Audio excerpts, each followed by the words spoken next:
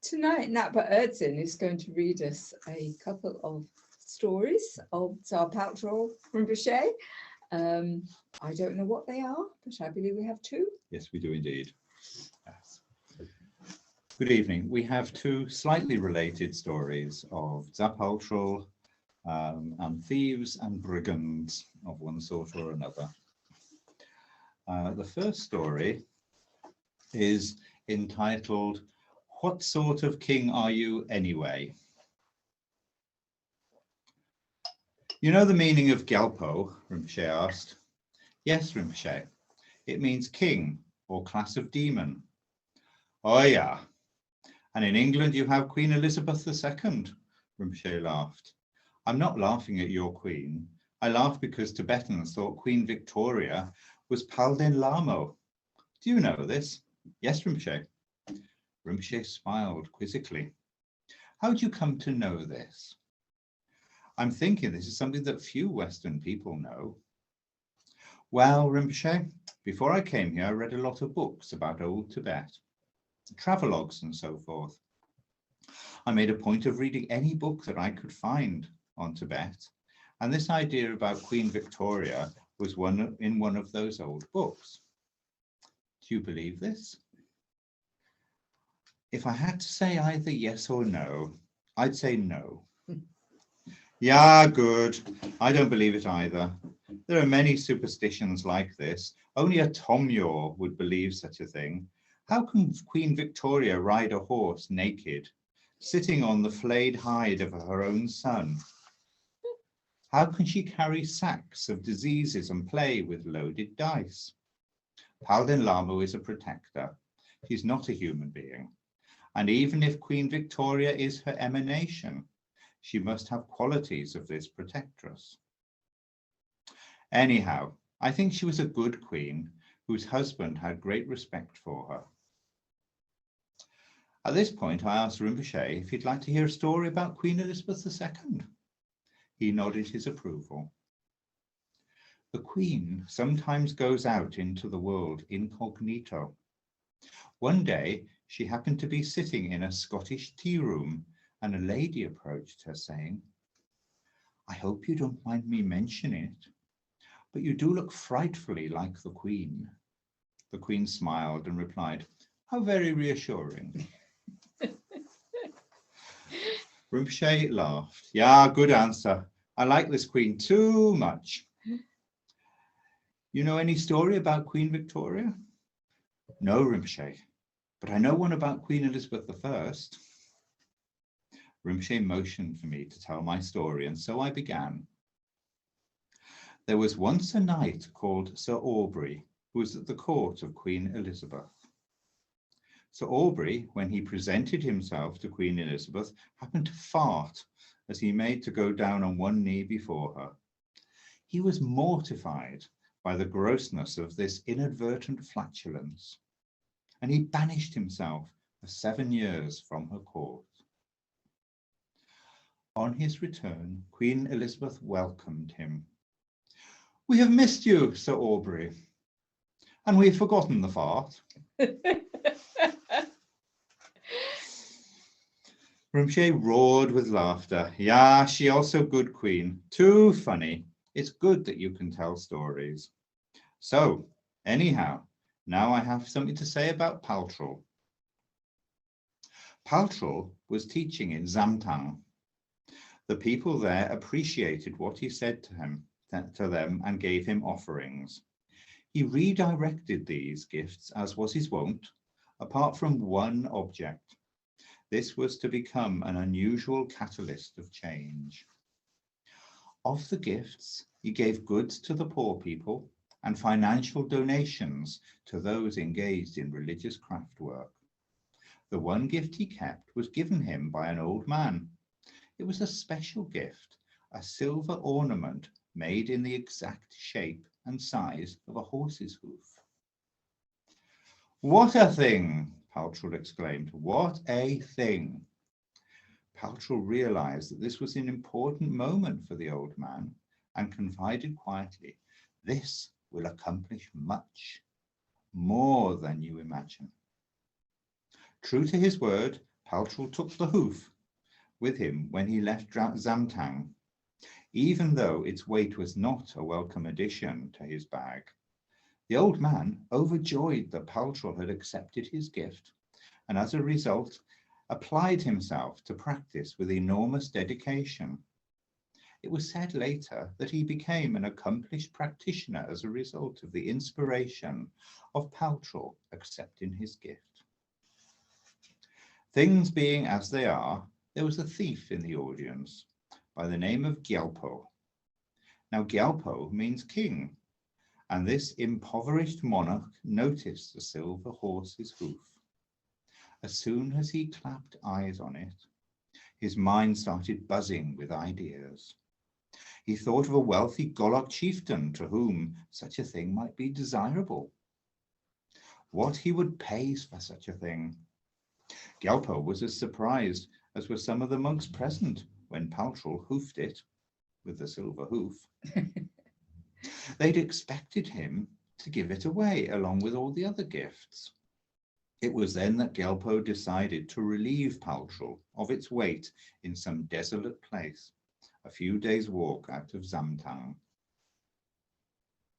Once Paltrul had concluded his dealings in Zamtang, he took off into the hills, and it was a few days before Gyalpo found him. Paltrul was asleep when the would-be robber crept upon him, but he was not unaware of Gyalpo or his intention. The thief stealthily investigated Paltrul's bundle in search of the silver hoof, but nothing was to be found. Paltrul, recognizing that the pilferer was frustrated, said, "It's back at the last place you watched me light a fire. I'd have thought you would have found it there. It was easy enough to see." Then he sat up. He looked carefully at Gyalpo, asking in disbelief, "What sort of king are you anyway? I guess you must be a king, though. You're too damn timid to be a demon. You will have to do a bit better than this if you want to make a living out of larceny." Gyalpo jumped back, surprised. He was perplexed by Paltrul, but demanded, "Cut the guff, joker. Where have you hidden that damn horse hoof? I saw the old man give it to you. I want it now." Paltrul laughed. "Dear me, you poor fellow.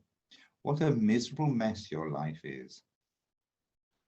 The robber was annoyed and slightly bewildered by Paltrul's attitude, but also a little curious. "What do you mean by that, you jerk-off?" he shouted. "These hillbillies may think you're a goddamn big shot, but you're not a real llama. You're just a ragged old fart who can shoot his mouth off." "That may be, my lad," Paltrul smiled, "but the fact remains the silver's there waiting for you back where I last camped. It's got no value for me, so you're welcome to it. But come now, why run around like a lunatic, chasing dreams of wealth that won't last? That old Golok horse lord won't give you the price you want, and you'll be shortchanged from here to Amdo, as like as not. Won't be a month before it's all gone.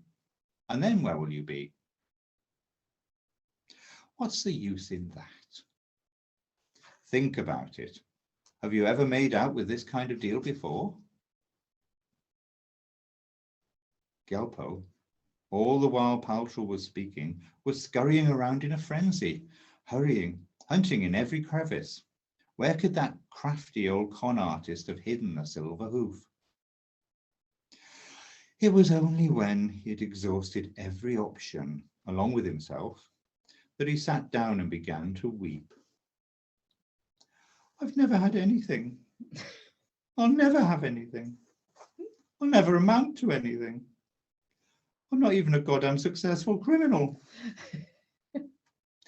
Paltrul shook his head sadly and put his hands on the man's shoulder. Yeah, that's the way of it, my friend, but never mind. There are other ways of occupying your life." Gyalpo looked wretched. "Come now," Paltrul added. "Just take a walk back there down the valley and you will find what you're looking for." Gyalpo looked confused. "Come on now," Paltrul repeated. If you leave now, you'll get there by dawn. I left that useless lump of silver in the ashes of the fire.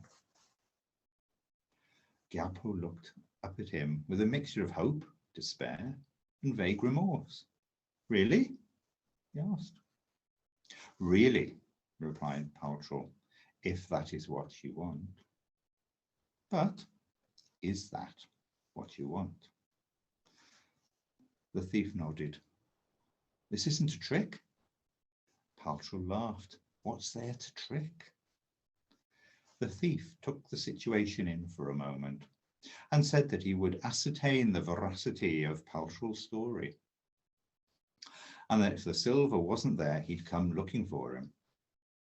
Well, my friend, you may do that anyways. You know how it is. Although before you go, there's something I'd like to tell you. Gyalpo looked at his unusual prospective benefactor cautiously. Tell away then. Paltrul fixed his eyes and stated in slow, even tones, well, king or demon, or whatever you are, this hoof may well be exactly what you think you want, but I'm damn sure it's not what you need. One day you'll realize that you need the teachings more than you want this silver horse's hoof. But in the meantime, Paltrul yawned, go get what you think you want. Gyalpo left and went to find Paltrul's last campfire. Gyalpo walked through the night, and in the morning he found the place Paltrul described.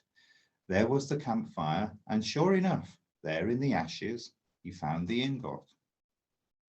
Gyalpo leapt in the air for joy. Yes, yes, yes, he shouted when he laid his hands on it. He sat down and gazed at it lovingly. He rubbed off the ash and shone up the silver on his ragged sleeve. He watched the metal begin to glitter as he rubbed away the ash. It really was a large piece of silver. He was in no doubt about that. He began to think about the deal the Golok chief and the rich reward he'd get. But then the words of Paltrul came back to him. That old Golok horse lord won't give you the price you want, and you'll be shortchanged from here to Amdo as like as not. It won't be a month before it's all gone, and then where will you be? This was an unpleasant thought. He'd been down that road before. How could he be sure that the old Golok horseman wouldn't swindle him? How could he be sure that those Goloks wouldn't just waylay him on the road and take their lord's money back? This wasn't going to be as easy as he thought. Then he started thinking about Paltrul. That old llama really had jettisoned the silver. Then he thought of the abusive language he'd thrown at Paltrul. Those hillbillies may think you're a goddamn big shot, but you're not a real llama. You're just a ragged old fart who can shoot his mouth off. Paltrul was evidently the real thing. Gyalpo began to feel very sad and confused. The pattern of his life started moving through his mind, and there wasn't much to it that looked like anything.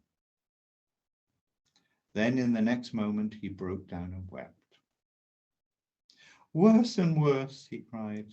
This Paltrul really is a great being, and I'm just a loathsome, mouldering turd. What use is this goddamn horse's hoof anyway? The knowledge that the hoof could make him rich for a while, but he'd only become poor again, seemed somehow too poignant. His life seemed futile and irrelevant. Better for me that I try to be like Dza Patrul.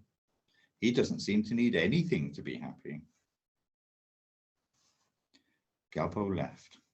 He grabbed the silver hoof and walked without rest until he caught up with Paltrul. The march left his feet raw and blistered, but he felt compelled to find the old Ngakpa. The silver hoof had started to feel like a massive weight, but something in him had determined that he was going to take it back. Paltrul had some sense of Gyalpo's approach and sat down to await his arrival. When he arrived, Paltrul exclaimed, "Hey, how the hell are you, King Demon? What pushes you on at such a lick? You must have walked your feet off to catch up with me." Then in a soft voice he added, "You know, you'll drive yourself insane with this senseless galloping. Didn't you find that hoof?" Gyalpo was gasping with the effort of the sleepless trek, but managed to blurt out, "Yeah, I found it, and I brought it back to you. It's a bloody nuisance. I just need to tell you that I don't need it anymore." Paltrul smiled at him. "What do you want then, King Demon?" With those words, Gyalpo threw the ingot into the river. "I want you to teach me what I have to do to be like you." The two men laughed heartily together as the hoof bounced down the hill towards the torrent below. "Now you're a free man for the first time in your life, King Demon." Paltrul was happy to give Gyalpo the teachings he requested and sent him off to practice them. Gyalpo, after being beaten up a couple of times by victims of previous thefts, went on to be a great practitioner. When Paltrul heard that Gyalpo was being beaten up by people who caught up with him, he promptly issued a severe warning to all who respected him. "If you harm my disciple, you harm me. He was once a thief, but now he's a yogi. I want you to leave him be." Rinpoche smiled when he concluded the story, and we sat in silence for a while. There was no sense in which he was impatient to hear my comments, but I had an idea and decided I may as well lay it out. "So," I ventured, "Paltrul knows all along that things are going to go this way. I mean, he seems to know right from the outset, as soon as he's given the silver horse's hoof. Is that right?" Rinpoche made the familiar yes, no, doesn't matter, rocking motion with his head.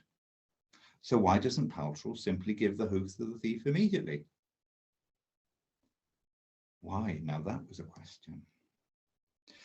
That would have upset the old man, and maybe he wouldn't have been inspired to have practiced with such devotion. Rinpoche snorted his opinion of this in disgust. If the old man had devotion, he had devotion. What Paltrul does with his offering is of no matter. If he had devotion, what does it matter if Paltrul throws the hoof into the rubbish? I eyed a recent gift I'd given Rinpoche sheepishly, which made him laugh loudly and somewhat severely. "Now you think the bad Kunzang Dorje throw your tuba away." Things were looking tricky again. A slight sense of panic, but this time I just ploughed ahead. "That's fine, Rinpoche. My devotion's the same whether you throw it away or keep it to wear." Rinpoche arched his eyebrows in a comical manner. "Possibly bad material. Maybe nothing is lost if thrown out." I realized I was being teased and that I'd have to stand my ground or risk his displeasure, even though this was becoming less easy to instigate. "Well, it's not worth a silver horse's hoof, Rinpoche," I stated as crisply, firmly, yet respectfully as I could, "but it did cost me my camera." He laughed and his face relaxed completely. "Oh yeah, I know this well. So now you know that you are not like the thief." This was an unusual leap in thinking. So now I knew I was not like the thief. What did that mean? I moved from one tricky position to another. I thought of saying, "Damn right, Rinpoche, I have no intention of stealing your tuba," but I thought better of it. This was not a time to attempt humor. We sat for a few moments in silence, in which Rinpoche kept his eyebrows unremittingly raised, and then it occurred to me why I was not like the thief. "I don't think anything is going to change my life apart from what I do to make it change." Rinpoche nodded and reached behind him from a bottle of Indian Eagle beer. "And?" he asked. "And," I replied immediately, not knowing where I was going, what I was going to say. "I'm not desperate. I don't indulge in too much self-pity, and I don't back down if I believe in what I've said or done." Rinpoche poured out the beer. "You have self-respect. but not too much. Stay as you are. Do not respect yourself too much or too little. You know how to stay with your word. Without that, there is no practice. We sipped our beer for a while, and then he continued the questioning. What would Paltrul have lost if he'd given the thief the hoof? Feeling somewhat reassured by our previous exchange, I allowed myself some space to reflect on the story. Paltrul would have lost the opportunity to give Gyalpo a teaching in a way that would actually effect change in him. Rinpoche nodded. This exchange was going smoothly, so I asked, what else is there in the story that I'm missing? It seemed quite simple. Rinpoche looked at me quizzically. What is simple? Then I had to set about explaining. It seems to be a question of allowing the thief to experience himself and his conditioning as much as possible. He had to develop a decent degree of lust for the hoof. He then had to conceptualize vividly about the future and evolve a whole plan about how he'd steal the hoof and how he'd sell it. Then he had to track Paltrul down and attempt to burglarize the hoof whilst Paltrul is sleeping. There'd be a lot of anticipation, tension, and anxiety there.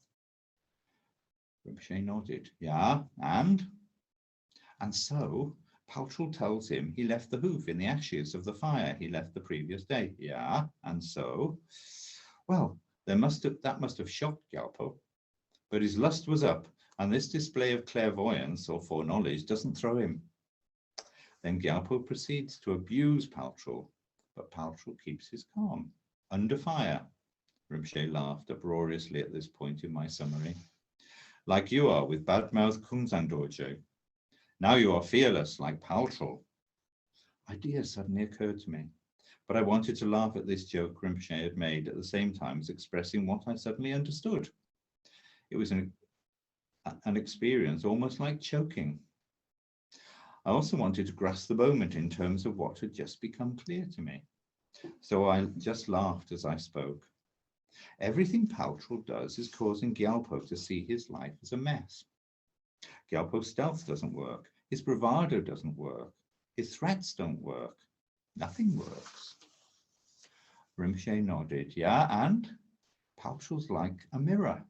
Gyalpo has little choice but to confront the uselessness of his life. Rinpoche nodded. But still, he has to get the silver hoof. Yes, still that hoof. So, why does he still want the hoof? I asked. Rinpoche gave me a faint smile. Look at your own life. You don't have to ask me this question. Right, I'd look at my own life. I knew somehow I'd probably walk through the night for the right kind of hoof. That was a depressing thought, but an answer was not forming itself. Rinpoche noticed how this statement had affected me. Yeah, he chuckled. This is another difference between you and the thief. Rinpoche opened another bottle of Eagle beer. You know, he continued, there are other stories like this. Paltrul is always throwing things away or leaving them along the way. Rinpoche told us the story. Apparently, Paltrul was presiding over a yogic encampment at one time. A number of yogis and yoginis had come to hear him teach. Ngakpa Chögyam was there. He was the son of the Ngakpa Chögyam, by the way, although this makes little difference to the tale. As Paltrul was teaching, a warrior galloped up, jumped down from his horse, and offered 3 prostrations. Maybe it was the same man as before because he had another one of these silver hooves. Maybe it was the same hoof as before. I don't know. Maybe this was the same man at an earlier time. Anyhow, the warrior blurted out, Rinpoche, please save me. I have murdered people, but now I have given up my life of brigandry. He threw the silver hoof onto the grass in front of Paltrul, then leapt onto his steed and wasn't seen for dust. Rinpoche eyed me carefully at that moment, and I made my reply to his wordless request. Maybe he knew that Paltrul didn't like accepting gifts. Rinpoche ignored my comment and continued his story. Anyhow, Paltrul looked momentarily at the hoof and continued with his teaching. Ngakpa Chögyam thought to himself, I know Paltrul. you'll probably leave that hoof in the grass where it was thrown. But when the teaching ended, Patrul picked the hoof up and took it with him. Rinpoche topped up our glasses of beer. That's one ending of the story. Rinpoche took a drink of his beer and carefully wiped the froth from his moustache. Another ending is that he left the hoof where it was, and Ngakpa Chögyam was inspired by the similarity of a story in which the Buddha and his disciples pass a piece of gold on the road, and each one remarks that it is poison and best avoided. Rinpoche had that wolfish grin again. Which ending do you prefer? I like them equally. They're much of muchness to me, although I'm intrigued that the hoof had turned up again in relation to Dza Patrul. Yeah, and so? Well, if this story had preceded the first in terms of history, then the fact that Patrul took the hoof was obviously more interesting.